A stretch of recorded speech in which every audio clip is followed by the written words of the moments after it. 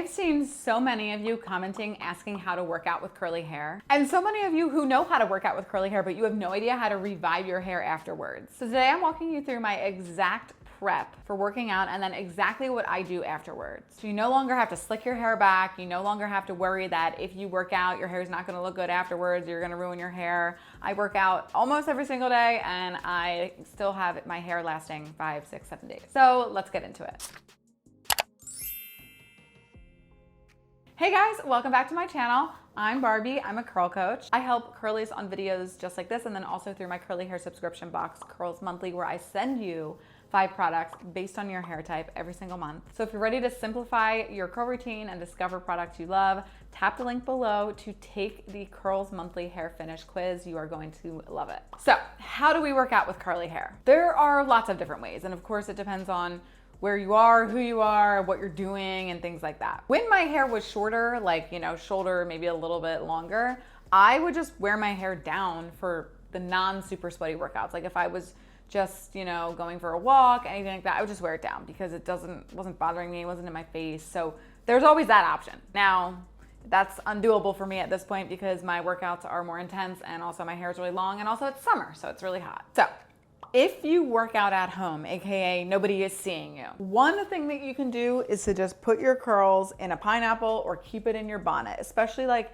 if you're working out in the morning. Like sometimes I won't even take my bonnet off or my pineapple out. I will keep it in the pineapple and bonnet combo that I sleep in. I'll work out, shower, and then undo my pineapple and then undo my bonnet. So that is kind of like the best way you can work out with your curls because the bonnet will help soak up any sweat that you have. Like that is the best way, but that's not always possible. So if you're working out at home, that is the suggestion. If you're working out in public, there's a few different things that you can do. Definitely an easy thing to do would be to just get a satin scrunchie and tie your hair back with it and just loop the satin scrunchie around it one time so you're not like wrapping around it, lots of times causing creases and things like that. I really like to use like a claw clip or a banana clip. If I use a claw clip, I will actually bring my hair all the way up to my head and then I will put the claw clip kind of on like this and like, I don't know, I think it looks fine. Like I'm also just like so type B with my hair. Like it's fine. Like I'm okay if my hair doesn't look bad.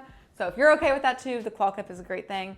Another thing that will make your hair actually look very good that I do a lot is use a banana clip. Banana clips are great because they just slide into your hair. They don't pull, they don't grab, and it really does help preserve these curls because that's always what happens, right? It's like we'll pull our hair back and then all these curls are straightened, which we obviously do not want. So banana clips are great because they're not going to like suck your hair back like a slick back or even just like a regular elastic would. So that is how I work out. That is what I do. Now, I don't get sweaty, especially like around my neckline. I know some people, I get DMs all the time, like I get so sweaty. So I know that some people do get very, very, very, very sweaty when they work out. And I must say that the sweat is actually okay for you. Like it's not bad for you to sweat, and sweat will not damage anything on your hair.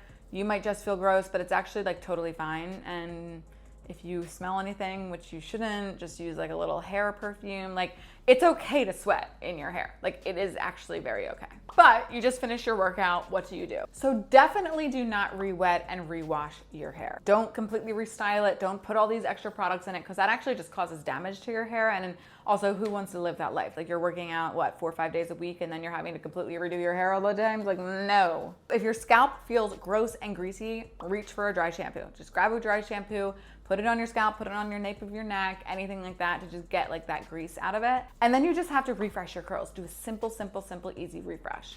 Your refreshes should be simple and easy if your hair is healthy. If your hair is not healthy, that's when you feel the need, like you need to do more. And the reason why, you pull your hair back in a ponytail, you take it out, looks horrible, it's because it's unhealthy. So all of my videos, all of my tips, all of my things, you have to actually be implementing everything.